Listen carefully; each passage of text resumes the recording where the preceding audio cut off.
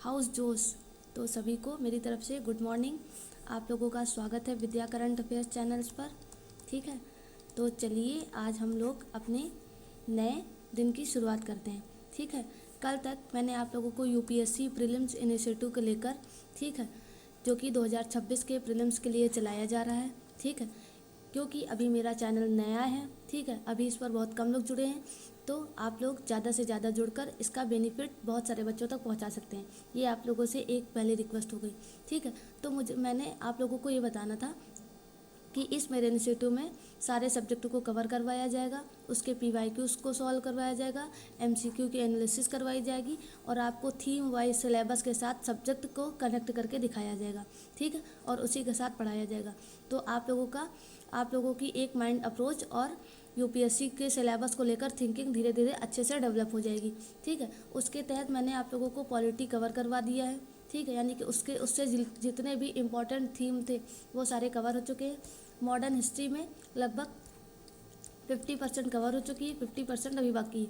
ठीक है, उस 50% तक मैंने आप लोगों को कल तक 2 दिन में लगकर पीवाईक्यू और एमसीक्यू सॉल्व करवाया। आप लोगों ने देखा होगा कि आप लोग सारे आए हुए पीवाईक्यू को सॉल्व करने में सक्षम थे। ठीक है, आप लोगों ने बेटर फील किया होगा, आप लोगों ने पीवाईक्यूज को सिलेबस के साथ कनेक्ट किया होगा। I hope so.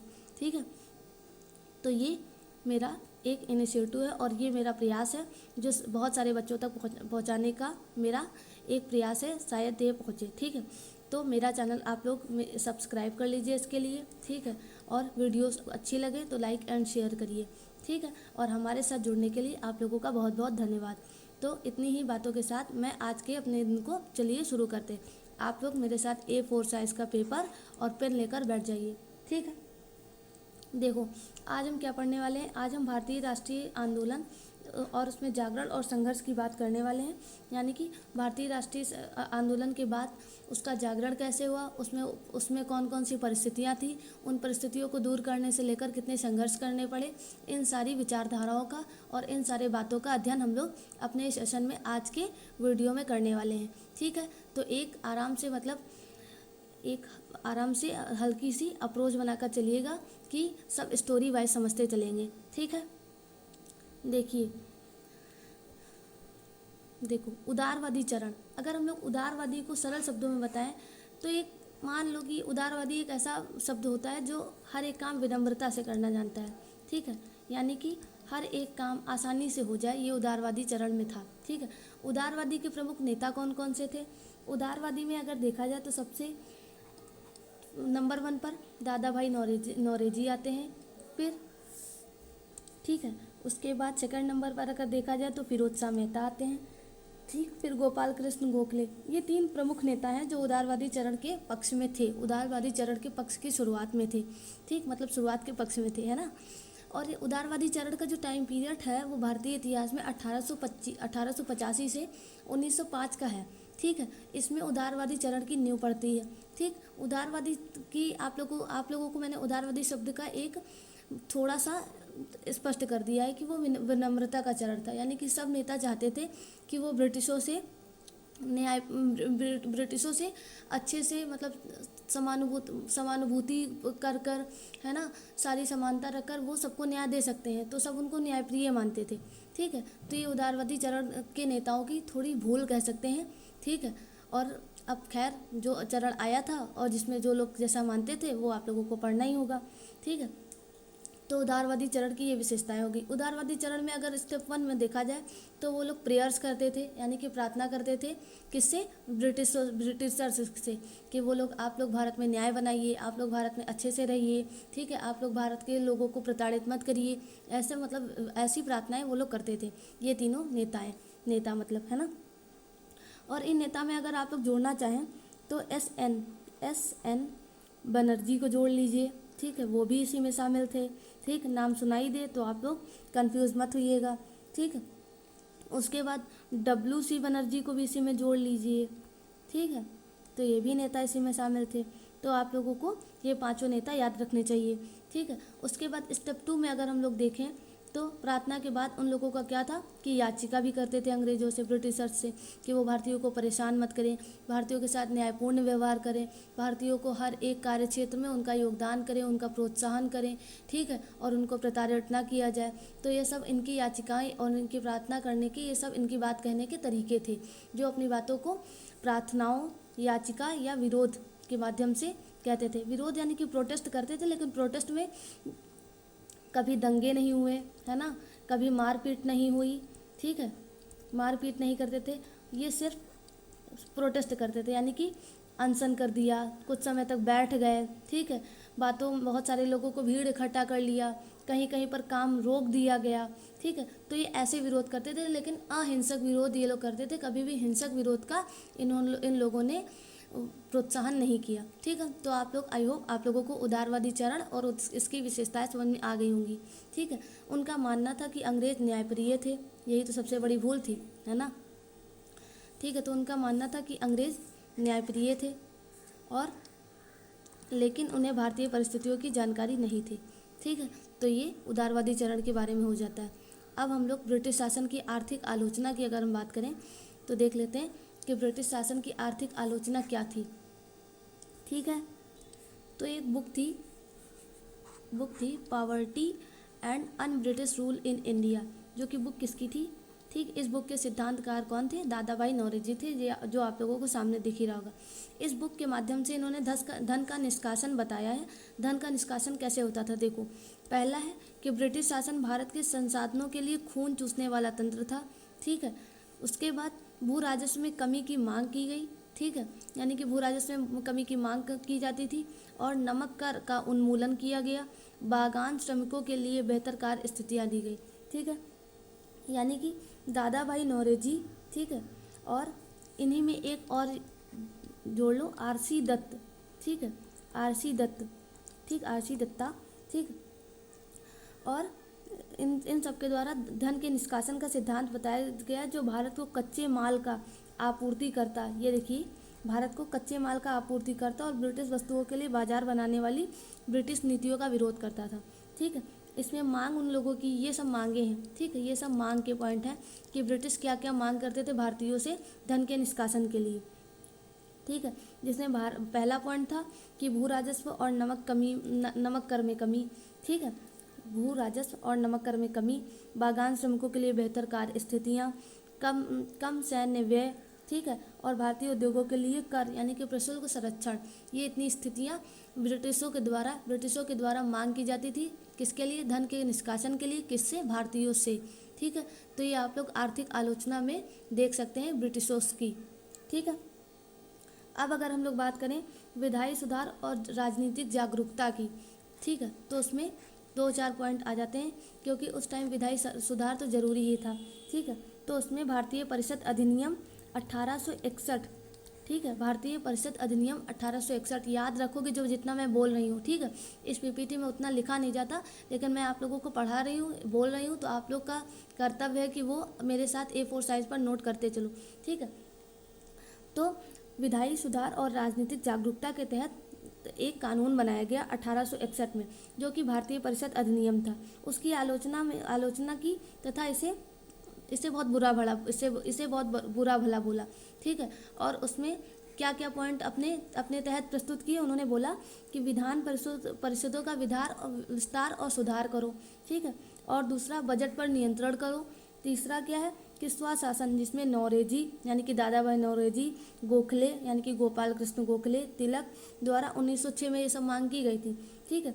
और सरकारी नीतियों को उजागर करने और राष्ट्रीय राय जुटाने के परिषदों का उपयोग किया जाए, ये इतनी बातें इस विधेयक में बोली गई थी, जो कि कौन सा विधेयक था, 1861 का विधेयक था, जिसमें जो कि भारतीय परिषद अधिनियम था, ठीक है। आई होप आप लोगों को ये विधेयक भी समझ में आ चुका है। तो अब हम लोग आगे बढ़ते हैं। चलिए, अब हम लोग बंगाल विभाजन पर आ चुके हैं। तो बंगाल विभाजन में देख लो, 1905 का टाइम पीरियड है बंगाल विभाजन का, जिसमें फूट डालो और राज करो की नीति शब्द से ही समझ में आ रहा है, जो कि ब्रिटिशर्स के द्वारा भारतीय लोगों के लिए अपनाई गई थी, ठीक है, क्योंकि ये हमेशा से यही करते थे। उसमें सरकारी कारण क्या था इसका, कि बंगाल बहुत बड़ा है, ठीक है, मतलब ब्रिटिशर्स बोल रहे हैं, सुनो बंगाल बहुत बड़ा है, प्रशासन में कठिनाई हो रही है, इन लोगों को प्रशासन में उसमें कठिनाई होती थी, तो क्या करते थे, फूट डालो राज करो की नीति अपनाई थी इन लोगों ने। इसका वास्तविक उद्देश्य क्या था कि बंगाल के राष्ट्रवाद को कमज़ोर करना और हिंदू और मुसलमानों को आपस में बांटना, यानी कि हिंदू भाई बहन जितने हैं और मुसलमान भाई बहन जितने हैं आपस में लड़ाई करवा दो, ठीक है, कुछ कुछ उठ के अंग्रेज़ों के पक्ष में आ जाएंगे उसी में से, तो वो हमारी टीम से लड़ेंगे, तो बंगाल पर अब शासन करना आसान हो जाएगा। बात इतनी समझ में आई, फूट डालो राज करो नीति की क्या होता है, क्या होता है, इसका मतलब क्या होता है, कैसे काम करती है, ठीक है। इसके तहत क्या किया गया कि दिसंबर 1903 में विभाजन की घोषणा लाई गई और उसके तहत 16 अक्टूबर 1905 को विभाजन लागू भी हो गया, ठीक है। तो इस तरह बंगाल के विभाजन का इतिहास रहा है, ठीक है। अब अगर हम लोग नेक्स्ट स्लाइड पर आएँ तो देखते हैं 16 अक्टूबर 1905 का समय है और इसको शोक और संकल्प का दिन मनाया जाता है, ठीक है। इसमें सबसे पहले क्या किया गया कि अमार सोनार बांग्ला, ठीक, इसकी रचना की गई और इसे गाया गया, ठीक है। अगर आप लोग कमेंट बॉक्स में मुझे ये बता सकते हैं कि ये किसने लिखा था और किसने गाया था, ठीक है, तो बहुत अच्छी बात होगी है ना। इसमें अब देखिए क्या किया गया इस दिन 16 अक्टूबर 1905 के दिन, इस दिन रक्षाबंधन वहाँ पे मनाया गया, ठीक है, जिसके तहत रविन्द्रनाथ टैगोर ने इसका आह्वान किया और हिंदू मुस्लिम एकता का प्रतीक मनाया, ठीक है। देखिए हमारे भारतीय नेता कैसे करते थे कि सभी लोग आपस में मिलजुल कर रहे हैं, ठीक है, और आज के नेता क्या करते हैं, खैर छोड़िए ठीक है। तो ये किया उन लोगों ने। फिर वंदे मातरम गाया गया उसी दिन। यह गीत आंदोलन और राष्ट्रगान का प्रतीक था। वंदे मातरम को लेकर यूपीएससी पीवाईक्यू में लगभग 2-3 साल क्वेश्चन बन चुके हैं, लेकिन सिर्फ इतना पढ़ने से वंदे मातरम के वो पीवाईक्यू आप लोगों से सॉल्व नहीं होंगे। मैं आप लोगों को वंदे मातरम की से रिलेटेड सारी डिटेल्स देना चाहती हूँ, ठीक है। देखिए पहले अगर हम लोग इसके वंदे मातरम के रचनाकार के बारे में देखें, ठीक है, वंदे मातरम के रचनाकार के बारे में देखें तो कौन था, बंकिम चंद्र चट्टोपाध्याय, ठीक, चट्टोपाध्याय, ये इनके रचनाकार हो जाते हैं, ठीक है। और कब इन्होंने रचना की थी, 1875, बात याद रखोगे, ठीक है। दूसरा पॉइंट अगर देखें तो स्रोत क्या था, यानी कि ये कहाँ से लिया गया है, ठीक है, तो यह उनके प्रसिद्ध उपन्यास कौन से, सभी ने सुना होगा, सभी को पता भी होगा, आनंद मठ, लेकिन एक बार मैं बता दे रही हूँ आनंद मठ से, क्योंकि इन पॉइंट को लेकर क्वेश्चन पूछा जा चुका है पीवाईक्यू। जब पीवाईक्यू सॉल्व करवाऊंगी तो दिखाऊंगी आप लोगों को, ठीक है, और तब आप लोगों को सबको बताना होगा, ठीक है। भाषा क्या थी अगर इसकी बात करें भाषा की, ठीक है, शायद ये पेन थोड़ा, एक मिनट मैं पेन चेंज कर लेती हूँ, थोड़ा और लाइट कर लेती हूँ, ठीक है। भाषा क्या थी, तो भाषा की अगर बात करें तो संस्कृत, ठीक है। देखो जितने पॉइंट हम लिखा रहे हैं उन सारे पॉइंट पर क्वेश्चन पूछे गए हैं स्टेटमेंट देकर, संस्कृत और बंगाली, ठीक, इन दोनों का मिश्रण था, ये याद रखना। कोई एक लैंग्वेज का देकर अगर पूछा जाए तो संस्कृत सही होगा, बंगाली सही नहीं होगा, ठीक है, क्योंकि संस्कृत और बंगाली का मिश्रण था, स्पेशली बंगाली में नहीं बनाया गया था, ठीक। तो मिश्रण मैं लिखे दे रही हूँ, ठीक है। और पृष्ठभूमि इसके पीछे क्या थी, अगर पृष्ठभूमि की बात करें, ठीक है, पृष्ठभूमि की बात करें तो उपन्यास की कहानी 18वीं शताब्दी के सन्यासी विद्रोह पर आधारित है। 18वीं सदी के सन्यासी विद्रोह, कमेंट बॉक्स में बता सकते हो मुझे सन्यासी विद्रोह कब हुआ था, मैंने पढ़ाया है, विद्रोह पर आधारित है, ठीक।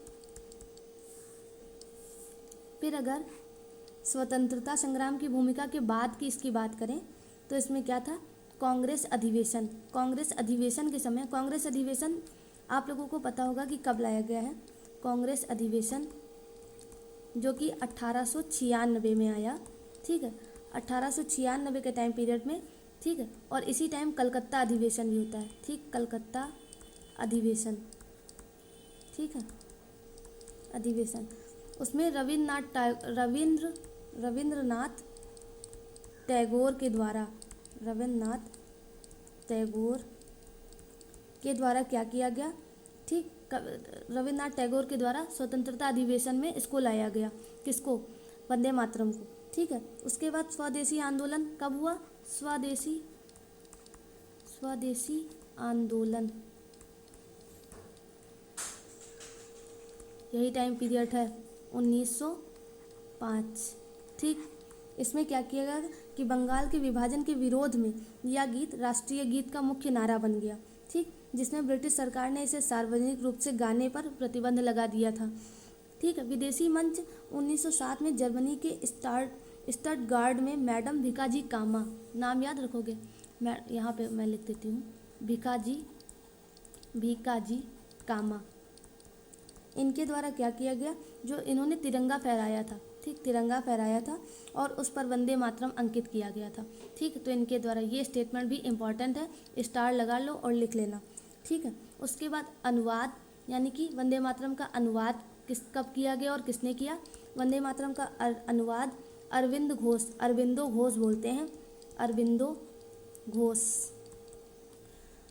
घोष ने इसका पहली बार, याद रखोगे, इतना जोर दिया जा रहा है इस शब्द पे, तो आप लोगों इसको याद रख सकते हो कि सबसे पहली बार अरविंदो घोष ने, ठीक है, अंग्रेजी में इसका अनुवाद किया था, अंग्रेजी भाषा में।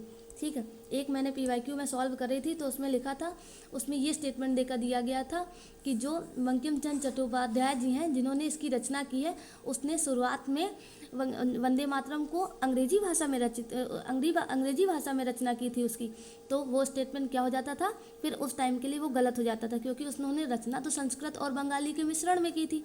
बाद में उसका अनुवाद जो कि अरविंदो घोष के द्वारा किया गया था, वो कब किया गया था? अंग्रेजी भाषा में किया गया था। कब? 1907 के टाइम पीरियड में, बंगाल विभाजन के बाद, जो कि बंगाल विभाजन और स्वदेशी आंदोलन का टाइम पीरियड 1905 है, उसके बाद। ठीक है। आई होप आप लोगों को अब इससे रिलेटेड कोई भी क्यूरीज नहीं बची होगी। ठीक। बस इतना ही वंदे मातरम के लिए सफिशियंट है। अब इतनी इन्फॉर्मेशन से आप लोग इससे रिलेटेड PYQ सॉल्व कर पाओगे। ठीक है। फिर अगर हम लोग शोक दिवस की बात करें तो लोगों ने उपवास उस दिन रखा था, क्योंकि बंगाल विभाजन हो रहा था। ठीक है। और नंगे पैर चल भी रहे थे और यात्रा भी कर रहे थे। ठीक है। फिर अब हम लोग उदारवादी के बाद उग्र राष्ट्रवाद के टाइम पीरियड पर आ गए हैं। उग्र राष्ट्रवाद आप लोगों को शब्द से ही समझ में आ रहा होगा, क्रोध।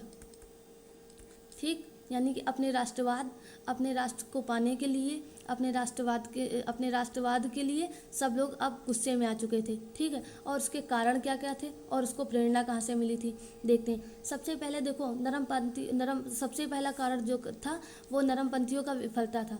भाई कोई कितना सहज हो सकता है आप लोगों के साथ, अगर आप लोग बार बार वही काम कर रहे हो, मतलब अंग्रेज लोग बार बार वही काम कर रहे हैं, तो लोगों की एक सबर का बांध होता है, वो टूट जाता है ना। तो अब वो नरमपंथियों की विफलता हो चुकी थी कि मतलब मेरे इतने नर्म व्यवहार से, इतने सहज व्यवहार से इन लोगों को समझ में कुछ नहीं आ रहा है।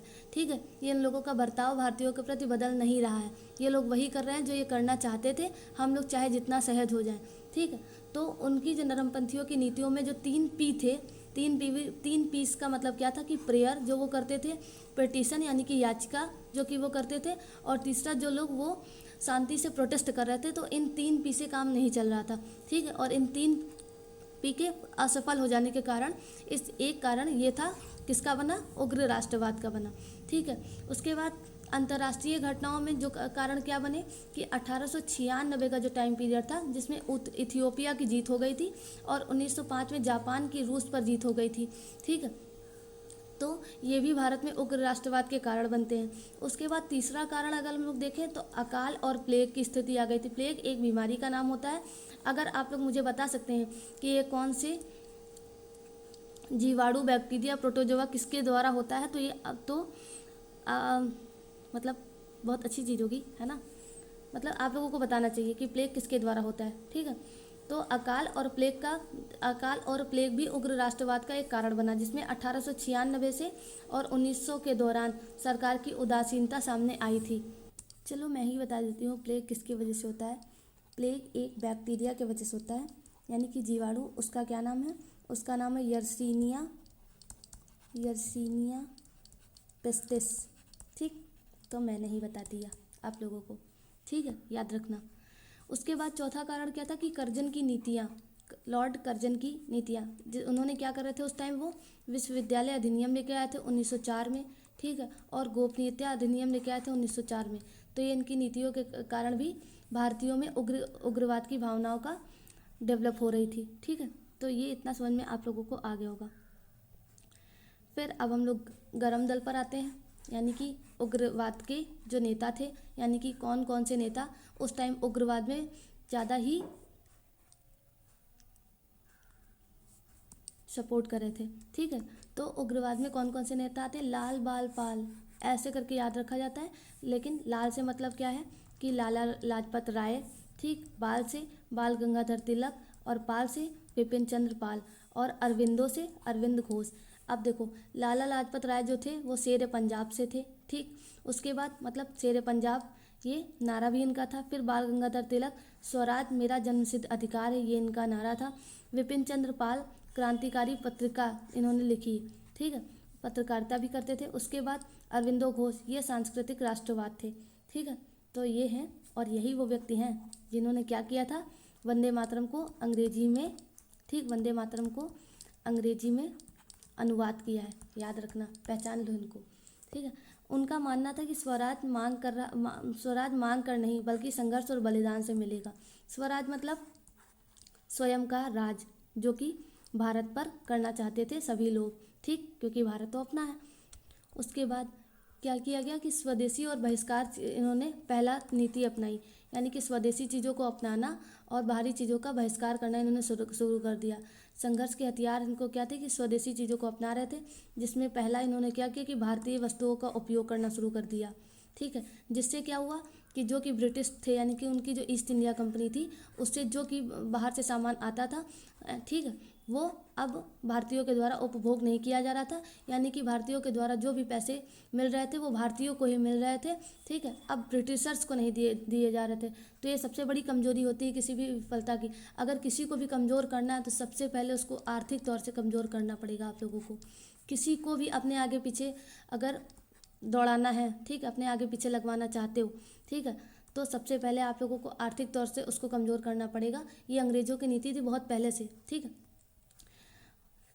उसके बाद आत्मनिर्भरता, यानी कि अब भारतीय लोगों को आत्मनिर्भरता का मतलब बताया जा रहा था कि आप लोग स्वयं अपना काम करिए, ठीक, और स्वयं अपने आप को इतना डेवलप कर लीजिए कि इनकी ज़रूरत ना पड़े किसी भी काम में, ठीक है।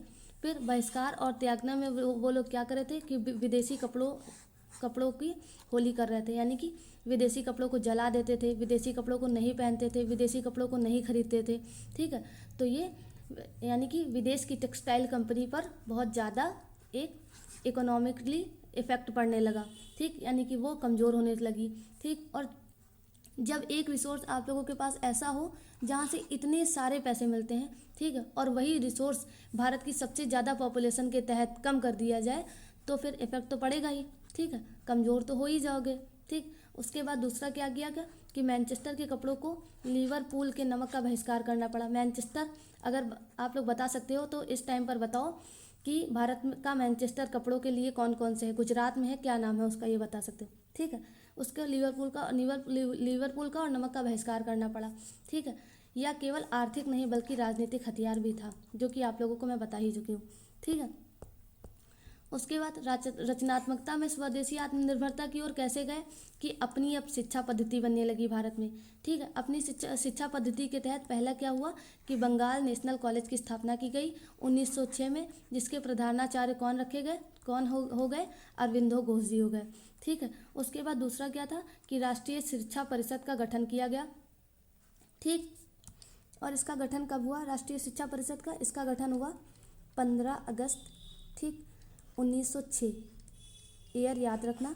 और इसका गठन क्यों हुआ था, इसका गठन हुआ था स्वदेशी आंदोलन के दौरान किया गया था। इसका गठन हुआ था जो कि